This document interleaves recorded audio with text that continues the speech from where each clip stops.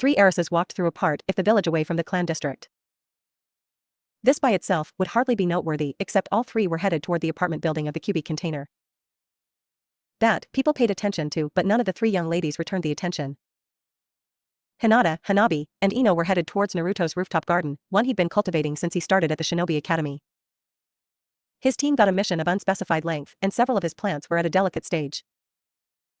He then handed her a seal tag and said it would grant her access to the garden and his apartment, both protected by security seals. Hinata agreed but knew very little about gardening, even with his detailed directions, so she enlisted her teammate. She was somewhat surprised the Yamanaka joined in so readily until she figured it would be a chance to snoop a little and collect some gossip. She may have been getting better, or at least more subtle, but Ino was Ino. She didn't expect the thing that drove the mine jutsu specialist wild was the presence of high-quality volcanic ash, apparently a luxury prized by every horticulturist worth her salt. Hinata suspected it was from his lava jutsu, but she'd never share that little tidbit, not even after he saw fit to reveal it. It'd be difficult to explain she was observing him for a S-rank trader because of a deal she'd made when she was 4. Besides, it was one of her fondest memories, seeing the presumed impossible and then his reaction, how he lit up so bright he rivaled the very sun. How it was made all the more impressive by how many times he failed to manage it, and besides for moments of doubt, he kept going. It was inspiring, enough to allow her not to falter in her own pursuits. If anyone knew, they'd call her a traitor and likely a coward, but she didn't care. It was her life and she wouldn't live it how others thought she should. But that didn't mean she'd forego all responsibilities. She wanted to make sure her little sister wouldn't be a slave to the outdated clan doctrine of the Hyuga, that she wouldn't devote herself to the Hyuga way simply because it was expected. No, Hanabi wouldn't be arrogant and elitist like much of her clan, even many of the branch members looked down on non-Hyuga residents. They claim it is the traditions of the clan that kept it strong, but the clan has flourished under the protection of Konoha. There was a reason while it was significant clan, it was the Senju and the Uchiha that changed the path of shinobi. But the Hyuga would never admit it, never tell the truth of their history. Their way was the same as every other clan during the warring era, procreate a lot and hope for the best. Rigid traditions would be exploited and get you killed. If nothing else, she'd be thankful to Orochimaru for providing her alternative histories, alternatives to a lot of things. Even if she were ordered to throw the fight against Niji, it didn't matter, she was secure in her strength and her purpose. She'd only have to lend that strength to Hanabi so she wouldn't be swallowed up in hagiographies and lies or seduced into the cult of the gentle fist. If she were lucky, it'd be the lasting legacy of her rebellion, and like a true shinobi, no one would ever truly know she'd been the architect. The three girls jumped to the roof, with Hinata helping Hanabi, and entered the garden. For a restricted space, the vegetation present was breathtaking, various colors strewn throughout. It was peaceful, but gave off a feel of being nearly untamed, bordering on chaotic. It fit with the spiraling maelstrom that created it. The trio got to work, watering, pruning, or even harvesting what needed to be. A crop of heirloom tomatoes, deep purple in color and quite plump, were especially ready. I bet Sasuke-kun would really like these, tomatoes are his favorite food. Ino chirped and Hinata responded non-committally, not wanting to encourage talk of the Uchiha. So, and here it came, the fishing expedition. There aren't a lot of people that know much about Naruto, and I didn't think he was close to any of the rookies outside of Shikamaru and Shino, so why'd he pick you to tend to his secret garden? As I've said before, Ino, he was low on options, and knew I liked flower pressing. He figured I could manage it, I knew better, and that's why I asked you. But he at least trusted you somewhat, you need a seal to even get in here. I suppose he does. How'd you manage it? We talked, Ino. The story is the same, after our joint exercise we had dinner and just talked.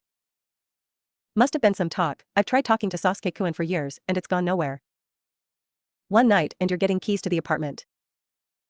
Maybe I should take lessons. Ino stated with a shit-eating grin. What's so significant about getting keys, Ne-sama? Ino is suggesting Naruto likes me in a romantic sense. Does he? No, Emuto, he doesn't. Ino just has an overactive imagination. That's good, besides Niji-Nizan hates him. Don't allow Niji's feelings to dictate too much to you, Hanabi-chan. He hates the rain when he gets wet, so him hating someone isn't that remarkable. Hi. In the Shimmering Leaf, one of Konoha's nicest hotels, sat Ichiro Kurosawa. A once handsome, young man, chestnut hair and a slim physique. His face was boyish, his eyes a forest green. He was 5 feet 8 inches, not incredibly tall, but not short either. He'd used his looks and his position as leader of Ishval to charm many women over his 30 years of life, but that was in the past. since that demon came to Ishval. The people called him the Crimson Tiger, but Ichiro knew, the boy wasn't a beast, but something worse. He stared into the bathroom mirror, looking at himself, cursing how he'd lost it all. His chocolate brown kimono and matching sash, both made of the finest silks of his home. He once prided himself on giving off the impression he was an aristocrat, a noble of one of the major lands. A sophisticated and cunning tactician. Few of his sources of pride remained intact, however, and he couldn't help but curse his fall. At first, he'd been happy his plan to lure Kushimaru and Raiga into attacking the Leaf Ninja had worked. Those two were too busy chasing down the squad, made all the more difficult as the resistance forces were acting in concert with the Konoha ninja. All of his enemies were distracted and thinning themselves out, what could be better? Except, the demon apparently took the words of the resistance fighters to heart as they, likely, filled his head with tales of their oppression.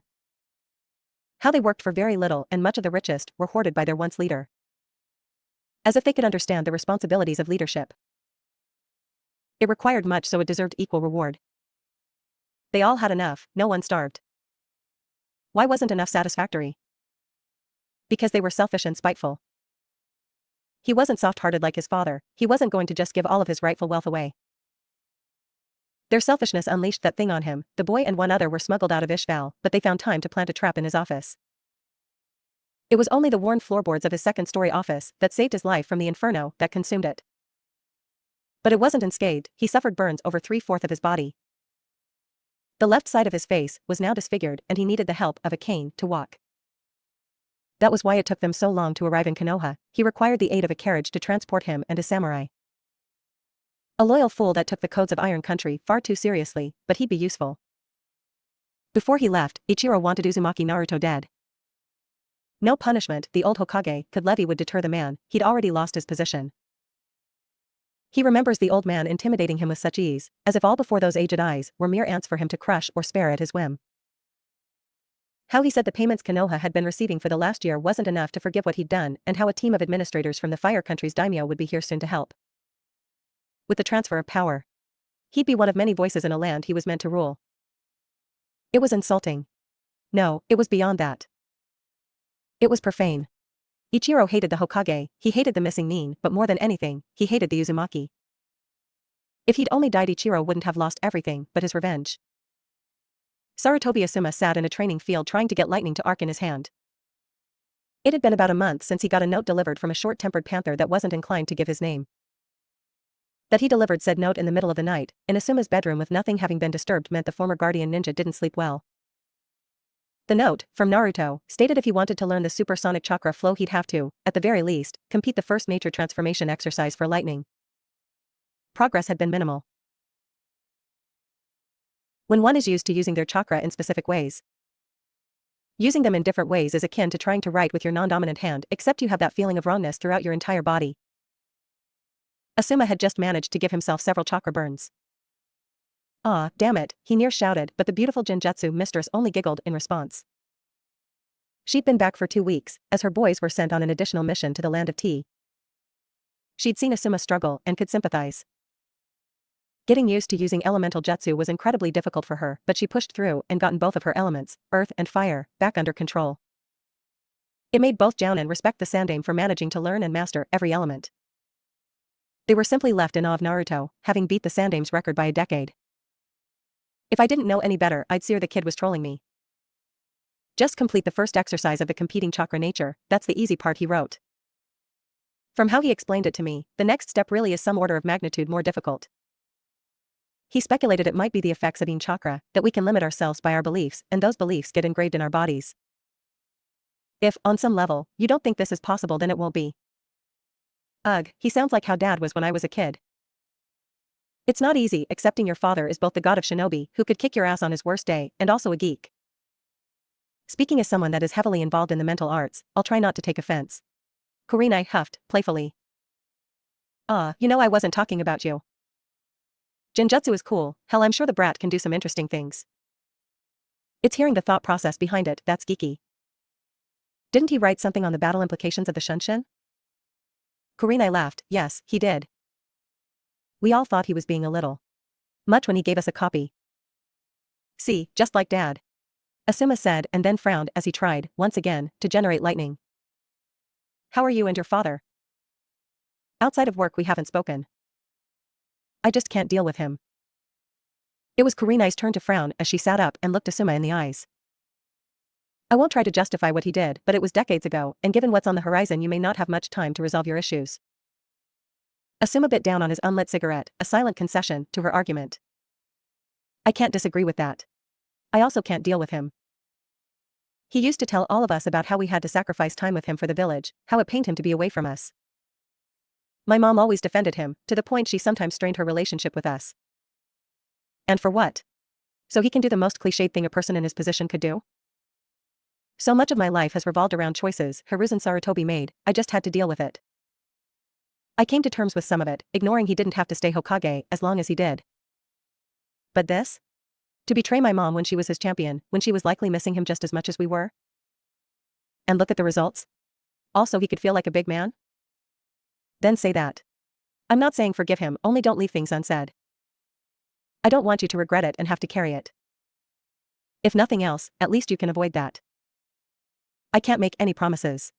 But let's change the topic, when are your brats due back? Sometime today. Kurenai said, sullenly. What's wrong? Sandaime-sama is going to finally inform Naruto of his responsibilities as a Jinchuriki during wartime. Shit. Yeah. Also, the leader of Ishval, that mission that went so wrong for Naruto while he was a reservist is still in the village and I'm afraid Naruto may cut him down on sight. That would not be good for his profile. It wouldn't. Hopefully, after he meets with Sandaime-sama, he'll just return to Orochimaru's and avoid any trouble. Kurenai said, having zero faith in her luck. Naruto-san, you've been really quiet. Shino observed as the trio ate breakfast before starting their final push into Konoha. It wouldn't take long to arrive to the village as they'd kept an impressive pace before stopping the night before. As they ate, the Aburame and Nara noticed their teammate seemed lost in thought. It wasn't unusual, but the periods of silence often resulted in something novel, so Shino was curious what could be formulating in the redhead's mind. Oh, sorry, he said, scratching the back of his head, I was just thinking, when that Ooi bastard activated the Raijin no Ken, if he'd been in a dust cloud of coal, he'd have blown himself up. I was wondering if I could create a jutsu to do so. Just think, a trap jutsu against Raitun users from the element that is weakest against it. The other two boys perked up at the thought. If he had, we'd have lost a treasure of the village, Shikamaru started, pointing to the lightning sword clipped to Naruto's waist and then followed up with. What would be the complications? Shikamaru asked. Very few doton are performed by strictly internal manipulation. The chakra is generally directed toward the ground. But a dust cloud would be released from the mouth, I'd imagine. To try to do it from the ground would just seem too uncontrollable. Naruto started, another issue is getting the correct rock type and then into dust. Sounds troublesome. Potentially, I won't know until I start the process. Sometimes the manipulation is easier than you think it'll be. If it works, I likely won't keep it a clan technique, given our status with Kumo and the abundance of doton users. That would certainly endear you to many of the forces. Shino observed. For some reason, I doubt it. Naruto replied, then started breaking down camp. His squadmates only frowned slightly in acknowledgement of his words, not liking that their upbeat teammate didn't have much faith in his comrades. 3 medics and a mad scientist sit around Orochimaru's rectangular kitchen table. After Naruto's query about the poison mist jutsu, Orochimaru thought it wise to enlist the help of Tsunade and Shizune. They'd likely take a different approach than either she or Kabuto would. It didn't take long for Tsunade to conclude the original jutsu was a necrotoxin, meant to cause rapid and expansive cellular death. The challenge was to adapt that to other types. It seemed all were energized by this new puzzle. Orochimaru had managed to create a myotoxin, one mimicking some of her summons. She could even control if it simply paralyzed or was eventually fatal. Tsunade and Shizune were able to create a neurotoxin variant. The meeting was to decide where else to take their project and who they'd teach, if any, these new techniques. While all the women were enthused with their progress, Kabuto quietly fumed that the inspiration for this was Naruto, someone he was convinced was in need of promote removal. He hated how his mistress wouldn't even consider using live subjects to test her new jutsu. She claimed it was not worth the risk as they were still being watched, but he suspected it was because her newest student wouldn't approve. As if his opinion mattered in the slightest. Kabuto-kun, would you like to join us? Sorry, Orochimaru-sama. The former spy said, adjusting his glasses as he did, which did not go unnoticed. As I was saying, these aren't like elemental ninjutsu. Having a high degree of scientific knowledge is necessary to properly form the jutsu. That really only leaves Irionin to learn them. Anko would have sufficient knowledge, she deals with poisons, and I trained her well in the sciences. Anko-san may be ideal. Unfortunately, from what Tsunade-sama and I have witnessed, we have a lot of medics, but virtually no combat medics in the regular forces. I'd hesitate teaching a non-combatant these, and I can't estimate how long it'd take them to get back up to par. Shizen stated before taking a sip of tea from the floral patterned cup. Agreed. Tsunade said, annoyed. We've got a new crop, from Chunin to Genin, but they are still learning the basic Sobi-rank jutsu that could harm them if not performed correctly, I just can't see it. What about you? She asked the snake Sanin. Mine roughly mimic the venom of my summons, so having a close bond with the snakes would make it easier. I'll pass on a scroll to Anko, as I doubt she'd welcome my presence. But as for your versions, Karen would be able to manage it. She's no Genin, I assure you of that. I'll consider it, it'd be nice to share something with my cousin clan. So, what's next? Shape manipulation. Orochimaru said, and then laughed when all three medics hung their heads.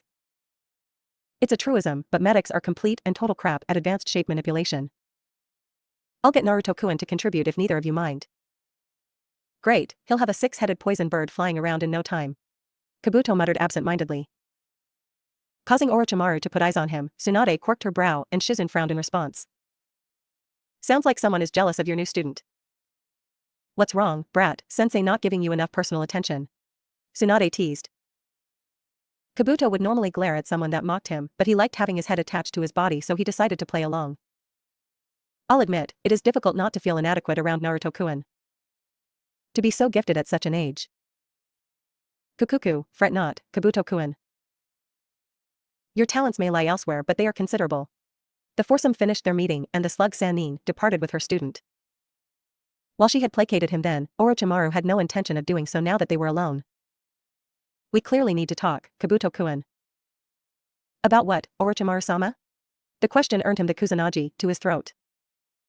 Have you grown so arrogant as to think you can play dumb with me, boy?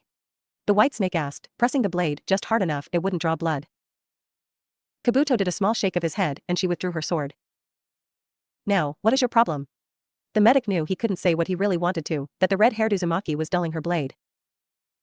That he was a bad influence on her, changing her in small but noticeable ways, and he hated it. That he missed twisting lower life forms as they laid, helpless, on a cold steel table. Then an idea struck him. I feel restless, Orochimaru-sama. When I was a double agent there was at least the risk of that, as well as being able to do our work. But now, I'm a genin. The Sandaime isn't going to promote me in retaliation for being a spy, the only thing that saves me is your pardon. I need something to do, I'm going stir crazy. I'm sorry. Kukuku, I can relate. I detest when things stagnate. I'll see if I can arrange a mission for you, something nice and bloody. How's that sound? Like just what I need, Orochimaru-sama. I'll set it up, but don't you have a shift at the hospital? Yes, I do.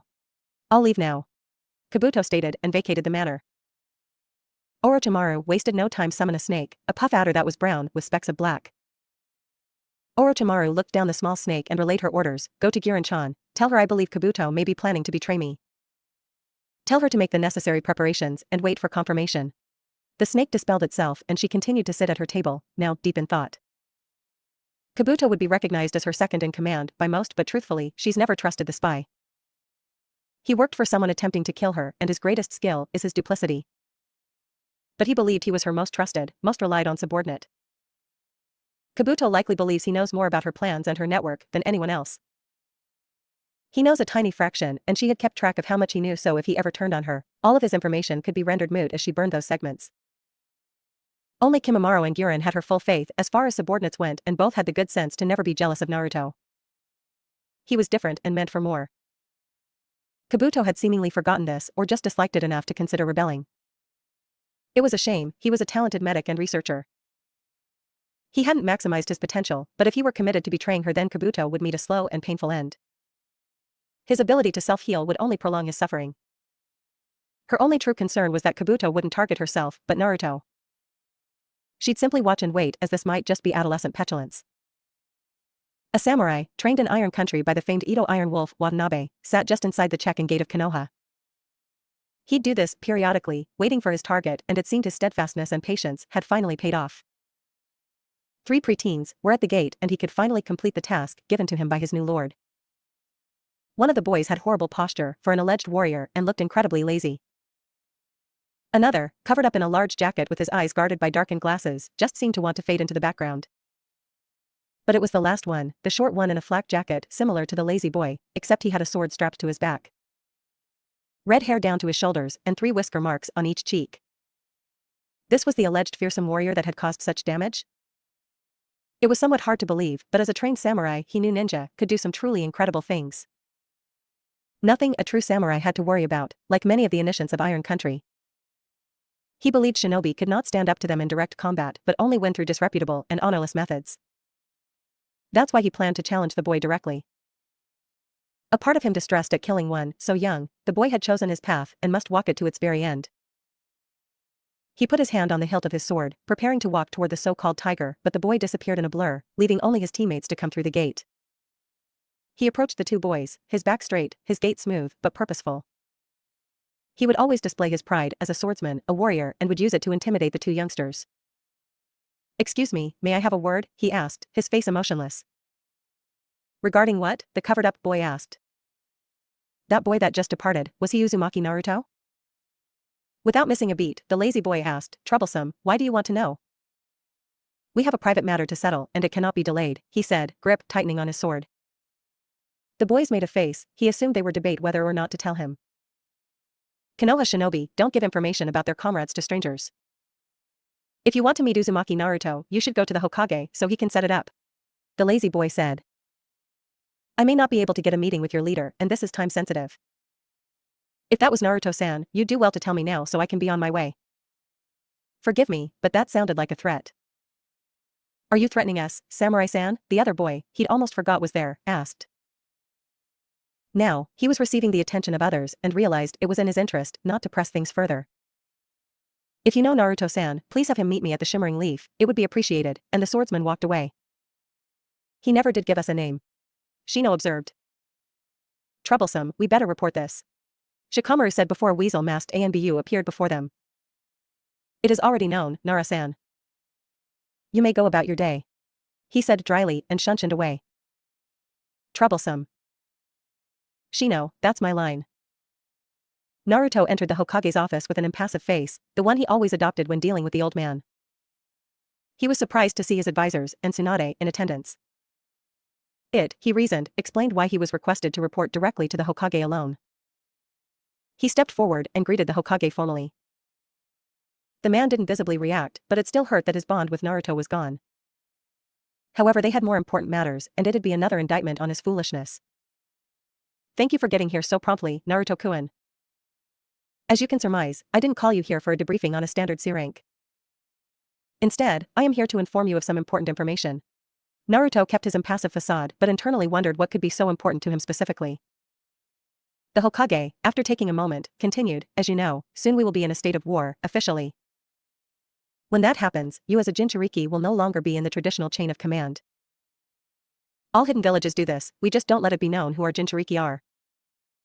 In fact, until it is declared the war has ended, you'd be under the direct command of the sitting Hokage. Your status, Naruto, would be equal to the Jounin and Anbu commanders," Homura added. "During the Third Shinobi War, your mother was not on the battlefield for long, instead she was in charge of domestic security. Her Fuinjutsu knowledge and talent with barriers made her ideal for keeping Konoha safe from any parties trying to attack us directly. Most of the shinobi forces that knew her were too afraid to contradict her and none questioned her status when Hiruzen gave the order," Koharu stated. "We haven't decided what your overall status would be, but I am leaning towards Chunin commander. You should start studying strategy and tactics, in case. You should also keep in mind, there will be pushback, but you'll have to find a way to navigate it." Hiruzen finished and the Uzumaki lost his face, feeling overwhelmed but more so angry. "If only I'd been a Chunin for longer than 5 minutes. How do you expect the largest section of the shinobi forces to listen to a 12-year-old that just got promoted?" Naruto asked, seethingly. "I know this isn't ideal, Naruto-kun, but it is what must be done. We'll be firming up our plans for the invasion and relaying it all to you soon. Now, if there isn't anything pressing you need to share, you are dismissed." Naruto unhooked something from his back and turned toward Tsunade, who'd been quiet this entire time as her voice was already hoarse with rage. I retrieved the Raijin no Ken, here you go Oba-chan, Naruto said, throwing the hilt to the slug Sannin and departing before any questions could be asked.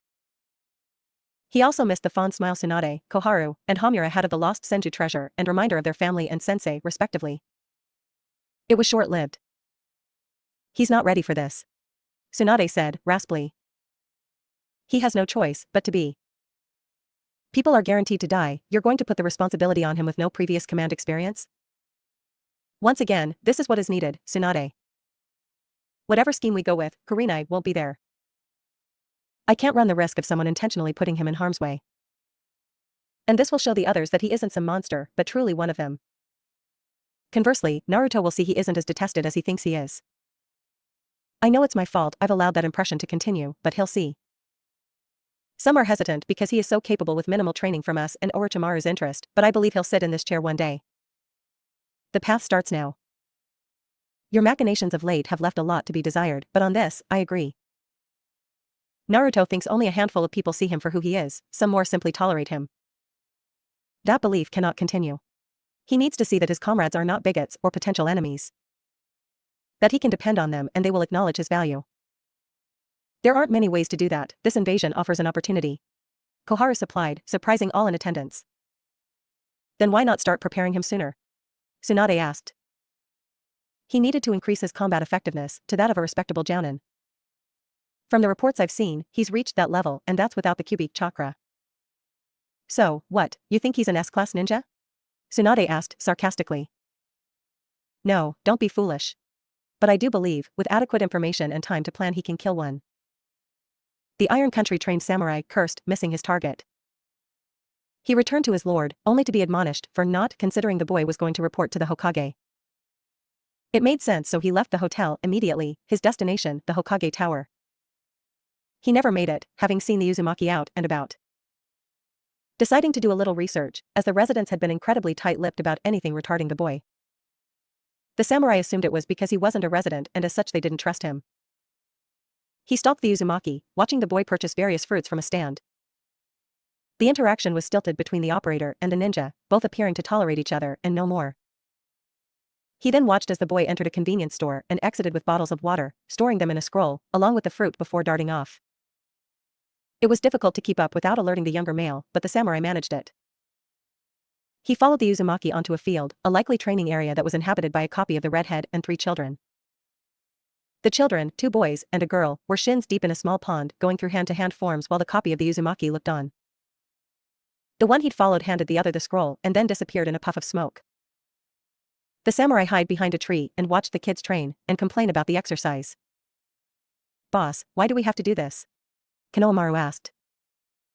It'll increase your speed and has none of the drawbacks of weights or resistance seals. This is how I trained when I was your age and I certainly didn't have anyone around to make me a freaking pond, ya ingrates. That was cool, but my sandals are wet and it feels weird. Moegi chimed it. No one told you to wear your sandals. Naruto shot back. But I didn't want muddy feet. I made the bottom stone. That was meet with a round of O's from the academy students. Soon the children switched to weapons training before the Uzumaki called the training session to a close and gave them the fruit and water. The samurai watched as the alleged demon chatted and joked with the kids before sending them on their way. The Uzumaki then whistled a tune before speaking. You can come out now. That shocked the samurai, he thought he'd gone undetected but it was clear he was wrong. He walked purposefully, his navy blue kosode and matching hakama swaying in the wind. His katana strapped to his side, held in place by a white obi. The sword itself, very basic, with a black cord wrapping, a standard tsuba, and a black scabbard. He stopped just 3 meters shy of his target. Perfect distance for a speedy blade draw. 1 cut, 1 kill, and it'd all be over. I am here on behalf of my lord, Kurosawa Ichiro-sama, he started and saw a flash of rage appear in the boy's eyes, the blue seeming colder now. He's alive? And he sent you here all the way from Ishval, told you to infiltrate a shinobi village with the goal of assassinating one of its ninja? He asked in disbelief. No, I accompanied my lord here, I infiltrated nothing. Where is he? The samurai was taken aback by the clipped, demanding tone. At the Shimmering Leaf, room 334. Not that it matters, I was ordered to cut you down and I will. Prepare yourself. Before he could even get in his stance, the samurai was violently toppled, being shoved into the ground and having a wave of chakra flood his system. He could turn his head to see a masked individual holding the Uzumaki back, single-handedly. The Uzumaki, having had his blade drawn and in a perfect position to stab him in the neck, had he not been saved. The Uzumaki was pushed back and made no attempt to attack again. The masked man buried his knee into the samurai, causing the man to grunt in discomfort. What you did is not only illegal but very foolish, Samurai-san. Please don't think I saved you, as where you're going will be much worse than the swift death you were about to receive. How? He placed you under an illusion before you ever said a word to him. When I whistled. Courtesy of a fellow clansperson. Though it wouldn't have fooled a shinobi, Naruto-kun. It needs more work. Everybody's a critic. Well, what do we do now? You dispel and let the original know Ichiro-san is being guarded so you won't be able to reach him. We'll see, the shadow clone said, before dissolving into a cloud of smoke. I wasn't even facing the real one? The ANBU agent didn't respond, only tying up the swordsman and preparing him for transport to TNI. The real Naruto received the information, but it almost didn't register, as he was awash in painful feelings and memories. Kyo taking the brunt of the explosion on the bridge, being dead before he hit the water. Riku, buried to her neck, her face a vision of pain and sorrow as Raiga gloated over her corpse. Her death hurting all the more because it was Naruto's suggestion they split up for the day. Yagami barely having enough strength to drag them onto the small ship, often delirious, before he made it to Tsunade and Shizune. The last he remembered of the man was a brief smile and a thanks. He slipped away while Naruto was blackouted. There was virtually no one Naruto hated. He'd been able to come to terms with his ostracization, thanks to Bagheera, and while he disliked the villagers, he didn't hate them and left himself open to change if they did. He hated the old man, but that stemmed from his great sense of disappointment, betrayal, and the still nagging desire to be truly acknowledged by the one he once considered family. But Kurosawa Ichiro was a monster. He had enough and wanted more because having more than all those around him made him feel superior. He was a beast in fancy clothes. A cruel, vain, stupid fuck-up that got dozens of people killed. Naruto knew it was a high percentage of luck that allowed him to survive Ishval, and it had taken him months to deal with the guilt of being the only one to return. One source of solace having been the assumed death of the bastard that started it all, but he wasn't dead. And for all Naruto knew, he went on to become even worse. That thought made him push himself even harder as he ran across the rooftops in blinding speed. He didn't stop until he was a few buildings away from the hotel. It'd do him no good to just charge in, especially if the man was guarded. He stopped, taking calming breaths. His emotions were all over the place, and that'd leave him open to a mistake. He'd beaten or held off superior opponents because they were sloppy and overconfident. He could never let that be him. He looked around and couldn't pin where the protection detail may be, at least on the exterior of the building. A use of shadow clones and Henges could possibly get him close, but if only if he got in undetected. Tiring of the internal debate, Naruto selected his plan and was about to make his way to the hotel lobby until he felt the disturbance of an incoming shunshin and then a hand on his shoulder. The person that stopped him had a bandana hitayate, a jounin vest and a senbon in his mouth. Genma Shiranui, one of the members of his father's protection detail. One trusted enough to learn a modified version of the Hirashin. Naruto met the special jounin's eyes, awaiting for him to speak first. Genma, however, was slightly taken aback. He'd seen those eyes before. After Obito, after Rin. The look of determination, and the promise of a reckoning. Genma hoped the kid didn't have his mother's temper and could be reasoned with. Kid, I know why you're here and I understand, but I can't allow you to do this. Just turn around and go about your day. Why is he even here? He got 3 of our ninja killed, he should be in a cell, not a suite. That is above my pay grade, I just know Sandame-sama ordered me to protect him until instructed otherwise. Of fucking course. Naruto said, clenching his fist. That old man was running one of his games again instead of just nipping the problem in the bud. Give the Sandame a break, trust me, there is more going on than we know, but that guy has not been living in luxury laughing at our losses. Naruto didn't respond. Questionable leadership accounted for, the old man does care about most of his forces. Naruto couldn't deny that fact with a straight face. We okay here? Another jounin asked from behind. We're fine, Rado, right, Naruto? Yeah, we're fantastic. Good, good. Rado said in response. What about the package? Asked Genma. In his room, acting antsy. What Rado didn't know was that Ichiro was overflowing with participation, and when he heard his security detail start shifting, he figured the first part of his plan had commenced. He only needed to get ready so he could confront the monster that ruined his life. He was finishing getting dressed, having managed to put a heavy vest over his kimono. It caused him great pain, but it'd be worth it. Ichiro left his room, his guards too focused on the outside threat to pay attention to him. His steps were slow, he foregoing his cane for his showdown. He wouldn't demonstrate 1 ounce of weakness. He'd restore his pride and have his revenge. The thoughts of his victory dulled the pain he was feeling.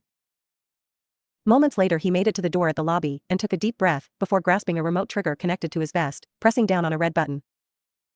Uzumaki. He yelled. I know you're here, Uzumaki. Come meet me, coward. He was immediately surrounded by an ANBU team. This vest has enough explosives to level several buildings.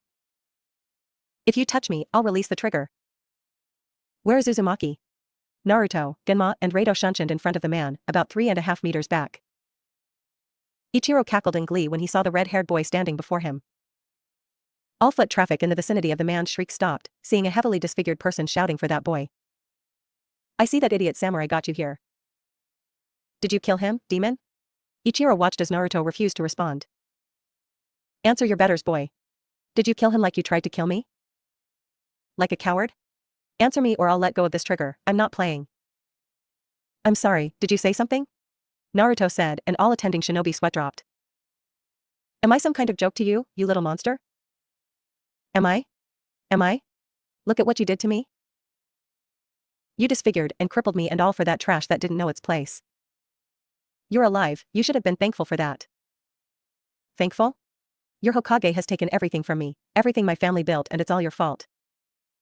You should have died like the rest of those fodder ninja like I planned. Everyone felt a brief flash of killing intent, it disappearing as fast as it emerged. Those ninja had more guts, character, and worth than if you'd managed to live 100 lifetimes. You're wrong. All of you are only good for following the orders of your betters. That stupid samurai was the same. Just obedient dogs for your masters. If not for uppity ninja, I'd still be whole. This is all your fault. All involved were starting to tire of the man and his rantings. The problem was, while the ANBU nuke containment jutsu, they weren't designed to contain explosions, certainly not ones powerful enough to level several buildings. Attempts to severe the hand might cause the pressure to lighten off the button, and genjutsu may be negated given the signs of agony that were seen in his body language. It's pretty clear he wants to kill Naruto, and there is no way they could allow that to happen. Not only because of his Jinchuriki status, but due to the interests of each of the Sannin and the Sandame. Each of the ANBU in attendance shuddered to think what would happen if the Uzumaki died too. A civilian nutjob. Naruto, too, was aware things were escalating rapidly and something needed to be done. He was fortunate that he'd been preparing for a mad bomber and had developed a few jutsu to deal with explosions. He performed 5-hand seals, dragon sheep monkey horse-snake, and thought water style, great gummy sphere. The sphere of multi-textured liquid rapidly approached Ichiro and engulfed him before he could move. The ANBU had managed to get out of the way. He was shocked to be suspended in a jail-like prison, and while he could move somewhat, he couldn't exit out of the construct. He stared at the Uzumaki, shocked and irate. He couldn't believe his guaranteed victory was slipping away from him. He took a look at his cage, it had roughly a 6-meter diameter. He was confident it couldn't quell the explosion, and he'd likely take some of the villagers with him. Even if the Uzumaki got away, he'd be blamed for it. Without a second thought, he released the button and died at the epicenter of the blast. If he could have somehow seen his attempt, he'd have shrieked in displeasure, as the jail did contain the blast and the lack of sufficient oxygen for a fire to ignite.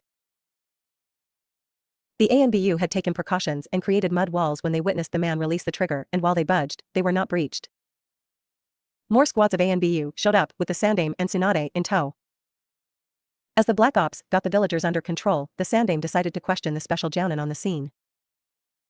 Genma, Reito, what happened? A 5-foot loon with a death wish, Sir Genma snarked, but saw it was not received well by the aged Hokage. Ichiro-san had an alleged massive bomb with a remote trigger, a dead man switch at that, and he threatened to use it here. Why? Chunin Uzumaki arrived and our shifting to confront him must have alerted Ichiro. He then made his way out here, and, boom. Why was Naruto-kun even here? How did he know to come here? The samurai following Ichiro-san. Apparently, he was given orders to attack Uzumaki-san.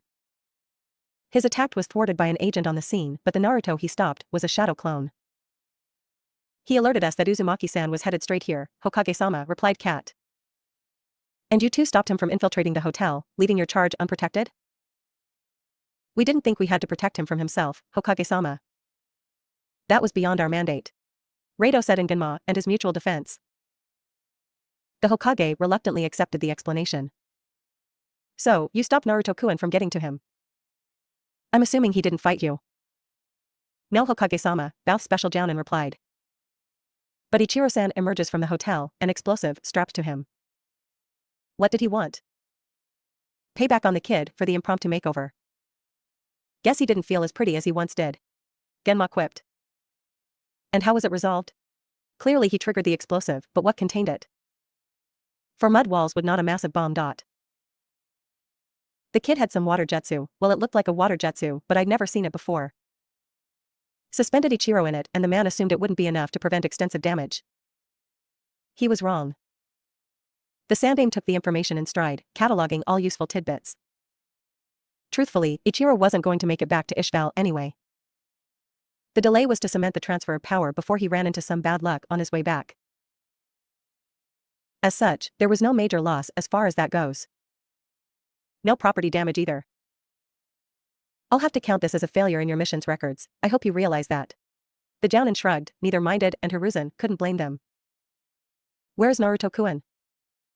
I don't know. Rado answered, and Genma shrugged again. Don't worry about it, I'll send someone to find him. You're both dismissed. Hiruzen said, and both Jounin departed without a moment's pause. Hiruzen looked to see his ANBU calming the people down.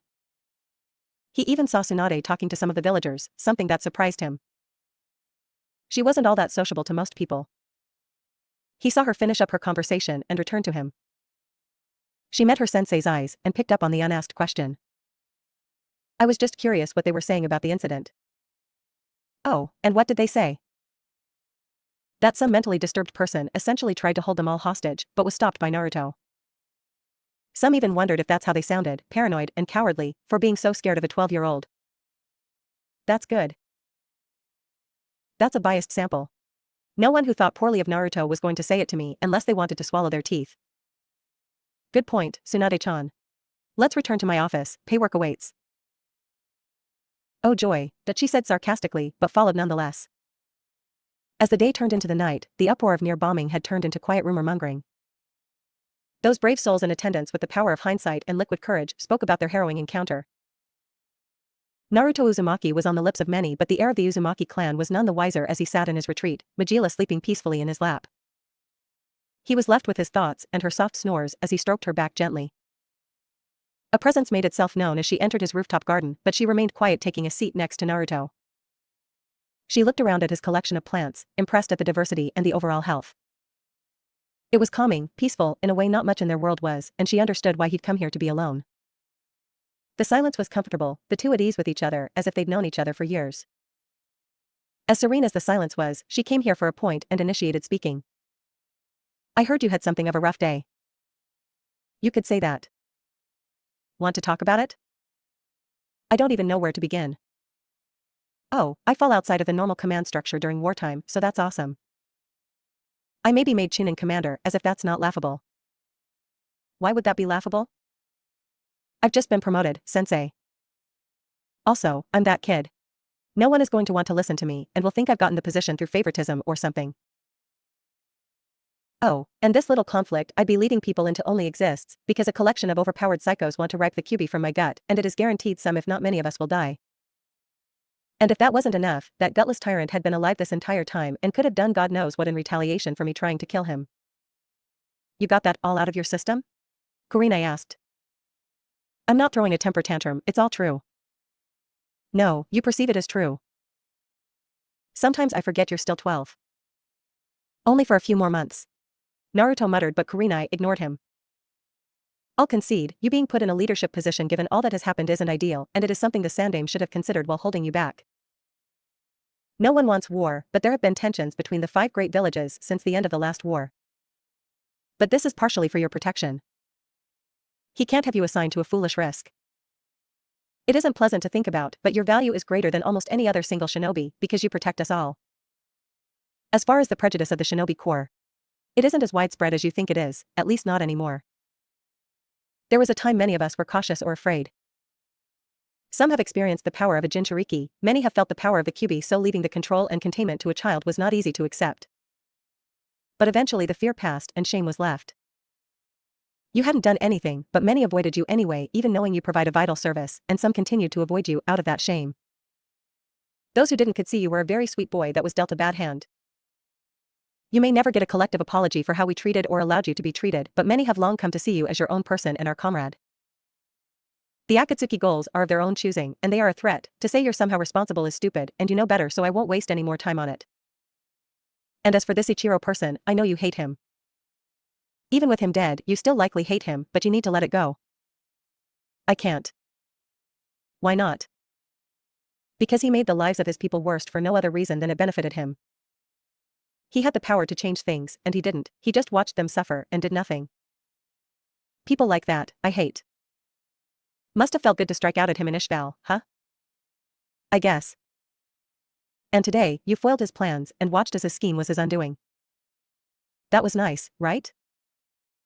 Not really. Naruto said, shaking his head. Oh? Why do you think that is? Because revenge is empty and doesn't change anything. Maybe. I've seen people lose themselves to revenge, and I've seen others get it, and it helped resolve their issues. If it isn't an obsession, a little revenge is fine, I think. But you didn't get revenge. So then why did it feel empty? Naruto asked, looking at the red-eyed woman. I think you could slay every person like this Ichiro person in the elemental nations, and it wouldn't matter. Why?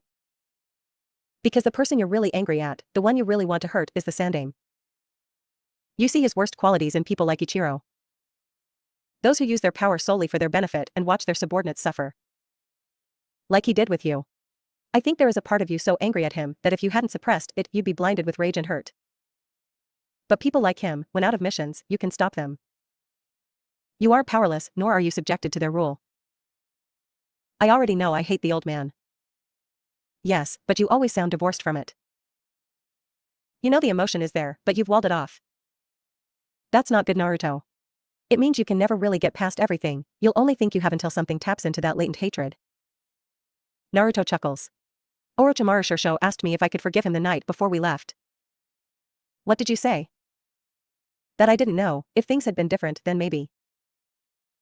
I guess I was lying. No, it just means you're as complex as everyone else. I'll tell you like I told Asuma, you don't need to forgive the Sandaime to resolve things with him, but as long as you carry around that hatred and that hurt, it'll be an invisible weight on you. I'm not sure I know how to resolve things with him. I've gotten all I need from him. Really? Kurenai asked, voice laced with skepticism.